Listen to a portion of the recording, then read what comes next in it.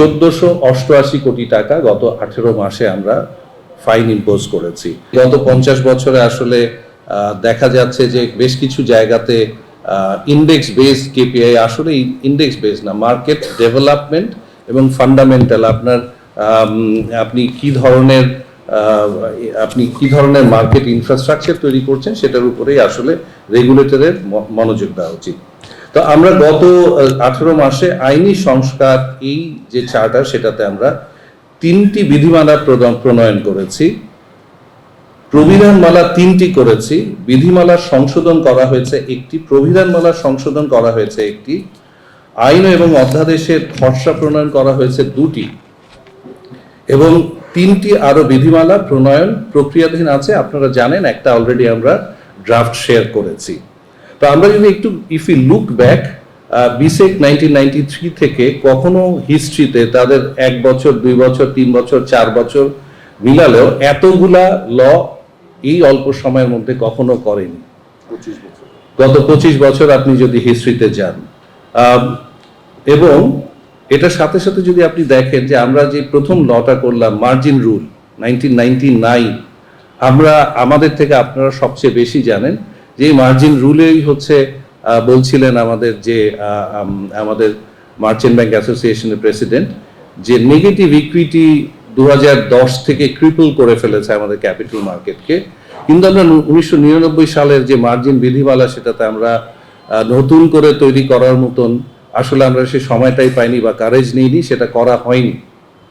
তো 26 বছর পরে এসে আমরা সেই মার্জিন বিধিমালা আবার নতুন করে তৈরি করা হলো, যেটাতে লিকেজটা আসলে বন্ধ হতে বাধ্য এবং সব পক্ষ যাদের সুরক্ষা দরকার তাদেরকে দিয়ে। সেকেন্ড আমরা যেটা করলাম আমাদের মিউচুয়াল ফান্ড রুল 2013 সাল থেকে আমরা দেখছি যেটা বলে গেলেন যে মিউচুয়াল ফান্ডে এখন আমাদের এনবিআর চেয়ারম্যান সাহেব যে 2 টাকা 3 টাকাতে নেমে এসেছে। মার্জিন আপনার মিউচুয়াল ফান্ডটা অ্যাবসলিউটলি টিল্টেড ছিল অ্যাসেট ম্যানেজমেন্ট কোম্পানির উপরে, সমস্ত কিছু খোলামেলাভাবে দেওয়া ছিল। আমরা এটার একেবারে একটা ড্রাস্টিক চেঞ্জ এনে এটাকে কিভাবে সবার ট্রাস্টি, অ্যাসেট ম্যানেজমেন্ট কোম্পানি এবং কাস্টোডিয়ান, এই যে 3 জনের সমন্বয়, তাদের যে 3 জনের যে রোলটা যদি প্রপারলি প্লে করে তাহলেই কিন্তু আমাদের একটা হেলদি মিউচুয়াল ফান্ড ইন্ডাস্ট্রি গড়ে উঠবে। সেইভাবে আমরা সেই জিনিসটাকে টোটাল ওভারহলিং এর মাধ্যমে করা হলো। থার্ড আসলো আইপিও রুল, এটাও 2014 সালের বোধহয় রুল। আমরা জানি যে এটা অ্যাবসলিউটলি বিসেকের উপরে পুরাপুরি নির্ভরশীল ছিল, based on negotiation, based on discussions এভাবে। তো আমরা এটাকে পুরাপুরি একেবারে ওপেন মার্কেট ওরিয়েন্টেড একটা অ্যাপ্রোচে চলে আসলাম, যে মার্কেট ডিসাইড করবে কি প্রাইস হবে এবং এটা ডিসিশনটা নেবে এক্সচেঞ্জেস গুলা, তাদের বাজার, তাদের মার্কেট। আমরা শুধু গাইডলাইন্সটা তৈরি করেছি। এখানে একটু আমাদের যে মার্চেন্ট ব্যাংক অ্যাসোসিয়েশনের প্রেসিডেন্ট উনি যেটা বললেন 2 বছর আগেও পারবে, 2 বছর আগে যিনি প্রাইভেট প্লেসমেন্ট করেছে আমরা সেটাকেও ওপেন রেখেছি আপনাদের জন্য। সেখানে ওনাদের অডিটর আরো স্পেশাল আমাদেরকে একটা রিপোর্ট দেবেন।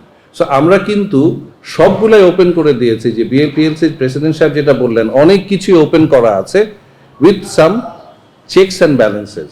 সো আমরা যে নতুন রুলগুলা করেছি this are very much wider, but ওয়াইডারের সাথে কিছু নেট দেওয়া আছে যাতে এখানে ম্যানিপুলেশনগুলো না হয়।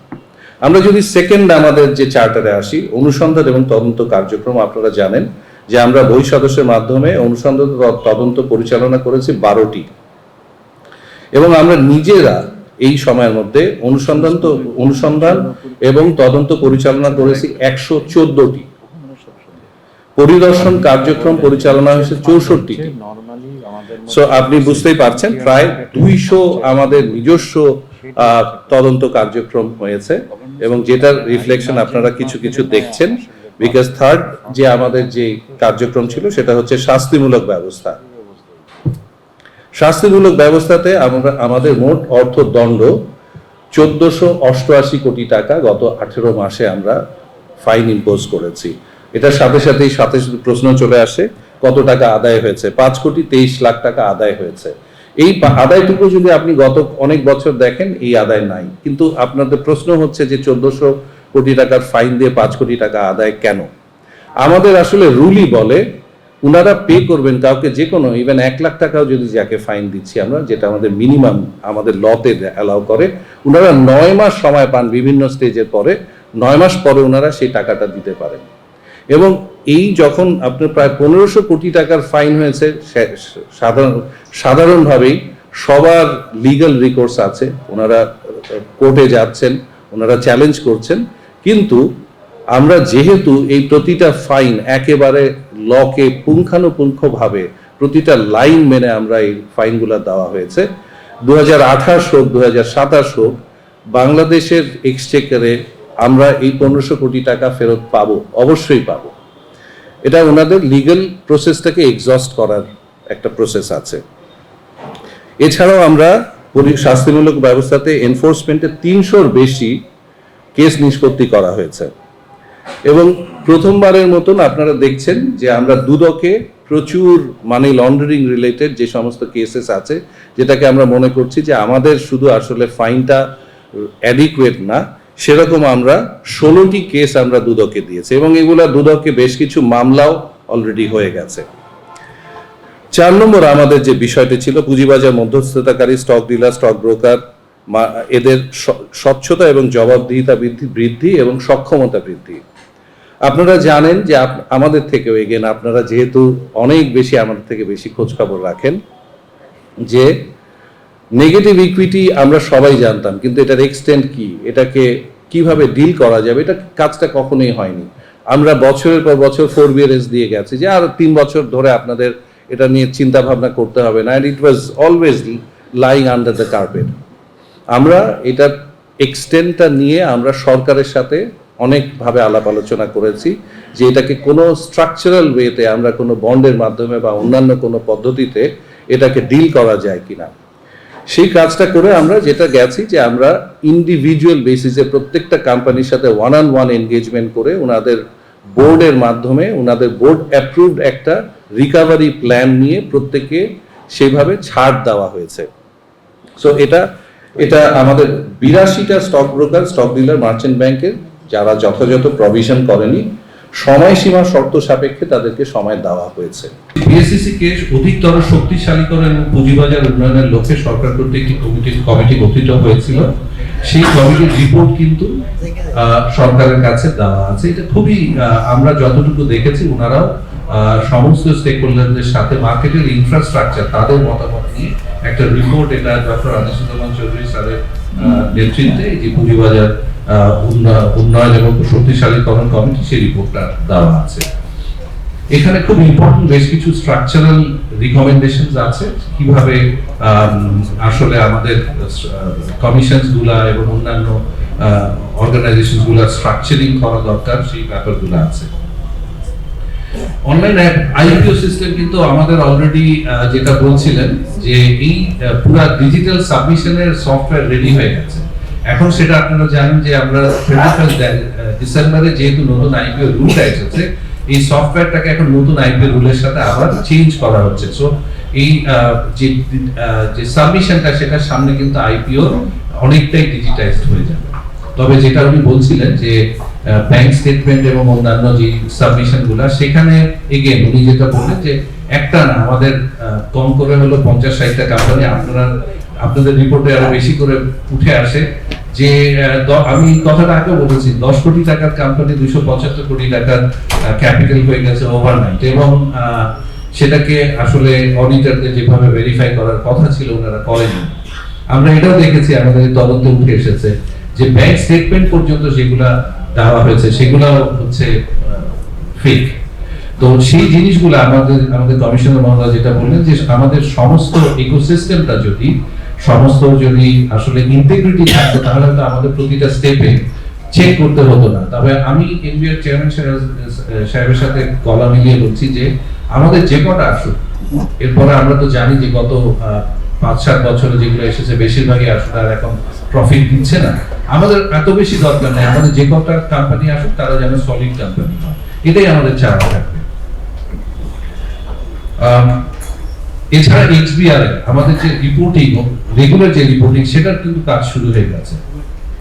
এক্সবিআর সাবমিশন, আইনগত কার্যক্রম, বর্তমান কমিশনের মেয়াদকালে সিকিউরিটিজ আইন লঙ্ঘনের কারণে বিভিন্ন ব্যক্তি এবং প্রতিষ্ঠানের বিরুদ্ধে মোট আরোপিত 133,55,55 টাকা আদায় নিমিত্তে কমিশন কর্তৃক জেনারেল সার্টিফিকেট আদালতে মামলা দায়ের করা হয়েছে। পুঁজি উত্তোলন, এটা যেটা বলছিলেন আসলে আমাদের মার্চেন্ট ব্যাংক অ্যাসোসিয়েশনের 18টা ইস্যুয়ার কোম্পানি, ওনারা রাইটস অফার, রিপিট অফার এগুলোর মাধ্যমে 9,771 কোটি টাকা পুঁজি উত্তোলন করেছেন। আর 22টি কোম্পানি সাধারণ শেয়ার, অগ্রাধিকার শেয়ার এগুলোর মাধ্যমে 3,170 কোটি টাকা পুঁজি উত্তোলন করেছেন। একেবারে জিরো না, তবে একেবারে খুব যে বড় সেটা না, একটা মোটামুটি আছে। লাস্ট আমি যে পয়েন্টটা আসলে আমি বলবো যে লুকিং ব্যাক, সেটা হচ্ছে আপনারা জানেন, যারা সাংবাদিক ভাইরা আছেন, যে আমাদের প্রতি মঙ্গলবারে আমাদের কমিশন মিটিং হয়, কমিশনের অফিসিয়াল সভা হয়। তো গত 18 মাসে যদি আমরা সব বছরে 52টা ধরি এবং 1.5 বছরে 77টা সভা হওয়ার কথা, ছুটি বাদ দিলে আসলে 60টা থাকে, 60+। আমাদের গত 18 মাসে 84টা সভা হয়েছে। এই 84টা সভাতে আমাদের 1597টা এজেন্ডা ছিল। 1597টা এজেন্ডা মানে প্রতি মিটিংয়ে প্রায় 20টা এজেন্ডা। তার মানে বুঝতে পারছেন যে, এবং এর মধ্যে স্থগিত আলোচ্য সূচি মাত্র 3টা, এবং আমাদের ইমপ্লিমেন্টেশন যেটা দেখি সেটা ভেরি হাই 90s। আমি কথাগুলো খুব তাড়াতাড়ি বলছি, যেহেতু আমাদের মাননীয় প্রধান, আমাদের উপদেষ্টা মহোদয়ের পরে বক্তব্য দেবেন। তার মানে এই যে 1600 এজেন্ডা 84টা মিটিং এ হলো, এই কাজগুলো আসলে কারা করলো? কারণ প্রায় অনেক জায়গায় শোনা যায় যে গতি স্থবির, বিসেকে। তো এই যে 1600 এজেন্ডা বিসেকের কর্মচারীরাই করেছে। আমরা কিন্তু শুধু সিদ্ধান্ত নিচ্ছি এবং ইমপ্লিমেন্টেশনটা তদারকি করছি। আমরা যদি একটু দেখি তার আগের 18 মাসে এই সংখ্যাটা কেমন ছিল। ওনাদের 64টা মিটিং ছিল, ওনাদের 900 মতো মিটিং ছিল, প্রায় 28% বেশি মিটিং হয়েছে, কমিশন মিটিং, এবং 78% বেশি এজেন্ডা এসেছে, এবং এইগুলো বেশিরভাগই নিষ্পত্তি হয়ে গেছে। আমি আরেকটু এটার সাথে অ্যাড করতে চাই, যেহেতু আজকের এজেন্ডা হচ্ছে আমরা আমাদের যে নতুন সামনে গভর্নমেন্টের কি চ্যালেঞ্জেস আছে। আমরা অলরেডি যে নির্বাচনী ইশতেহারে যেই এজেন্ডাগুলো পুঁজিবাজার নিয়েছিল, সেই এজেন্ডাতে আমাদের বিসেকের কি পজিশন, আমাদের কতখানি অগ্রগতি আছে, সামনের প্ল্যান কি, সেগুলো অলরেডি আমরা আমাদের মন্ত্রণালয়ের কাছে তুলে ধরেছি। আমি খুব একই বুলেট পয়েন্টে বলে যাব। প্রথমেই ছিল এখানে 13টা এজেন্ডা ছিল। 1 নম্বরে ছিল যে সিকিউরিটি এক্সচেঞ্জ কমিশনের স্বচ্ছতা ও জবাবদিহিতা বৃদ্ধি করে একটি স্বাধীন ও স্বায়ত্তশাসিত প্রতিষ্ঠান হিসেবে গড়ে তোলা। এ ব্যাপারে আমরা গত 26শে জুন আমাদের 1968 এর যে আইন এবং 93 ল, এই দুটাকে একত্রিত করে এবং নতুন আরো কি সংস্কার করা যায় সে ব্যাপারে আমরা গত 26শে জুন মিনিস্ট্রিতে অলরেডি একটা বিশাল আইন আমরা ড্রাফট জমা করেছি। সেখানে এই কমিশনের চেয়ারম্যান, কমিশনার কিভাবে নিয়োগ হবেন, কিভাবে ওনাদের চার্টার কি হবে, ওনারা কিভাবে রিমুভ হতে পারেন, সেগুলোকে যদি অ্যাডপ্ট করা হয়, তাহলে কিন্তু স্বাধীন এবং স্বায়ত্ত শাসনের ব্যাপারটা অটোমেটিক্যালি চলে আসবে। সেটা কিন্তু অলরেডি আর্থিক প্রতিষ্ঠান বিভাগের কাছে আছে। 1-2 কৃত্রিম বুদ্ধিমত্তা ভিত্তিক নজরদারির আওতায় আনা।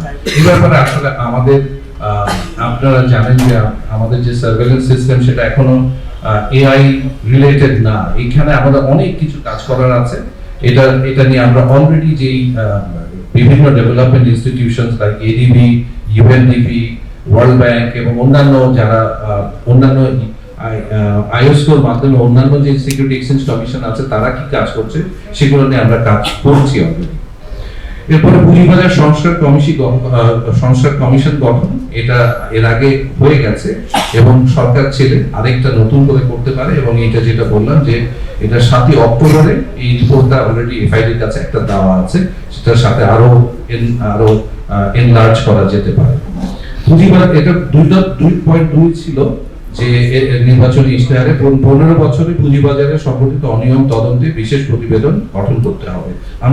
আপনারা জানেন যে আমরা 12টা স্পেসিফিক করেছি, যদি তদন্ত কমিশন আরো করা যেতে পারে খুবই ভালো হয়, তাহলে আপনাদের শ্বেতপত্র হিসাবে সামনে আসতে পারবে।